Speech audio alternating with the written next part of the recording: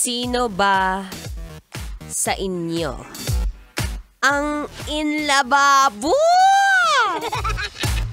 Ano, ilang months na ba kayo naglolokohan dyan? Masaya naman. Syempre, yung mga kapag kagising mo ng umaga, may nag-good morning.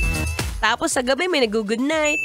Tapos pag nakikita kayo, mwah-mwah, chup-chup, yan. Mga pinaka-inaabangan no?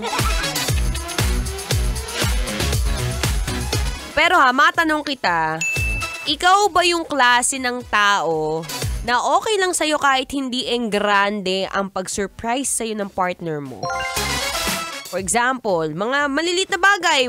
Alam mo minsan, mas maganda na yung mga little things that matter most. Yes. Kunwari, nasabihan ka lang ilang araw kayo hindi nakikita, nasabihan ka ng, uy, I miss you. Kailan ba tayo ulit makikita? Taray, kakakita nyo lang nung last week Pero ako kung matanong nyo lang ako, isa yan sa mga gusto ko sa isang relasyon. Kung ako yung magkakajowa, gusto ko yung mga kahit simpleng pangangamusta lang sa akin. Kung meron budget, pwede naman magbigay ng mga running shoes, ganon. Pero yung alam mo yon, yung simpleng words of affirmation na talagang makakatuwa dyan sa partner mo. Kunwari, ikaw yung, alam mo kasi, minsan kasi kailangan mong isipin, ano ba yung love language mo?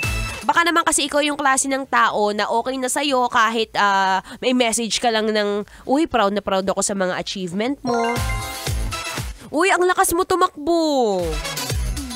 Uy, sorry hindi kita matcha-chat ngayon kasi medyo busy lang. Alam mo yung tamang update ba? Meron kasi akong kilala. Gusto niya, lagi ko siyang ina-update. Wala namang masama doon kasi baka mamaya yun yung kanyang love language. Kung ako, isa sa mga love language ko is physical touch. Yeah? Gusto lagi may pahawak-hawak na ganon.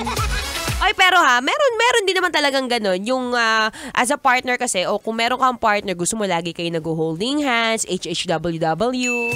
Tapos walang araw na hindi kayo pwedeng hindi magyayakapan pag umaalis sa bahay o pag pupunta sa trabaho. Well, that's totally normal. So, ayun nga, sabi ko, minsan, hindi naman kailangan engrande. Engrande? Hindi naman kailangan engrande o magarbo yung ireregalo sa'yo ng partner mo. Minsan, it's the simple things that matter the most.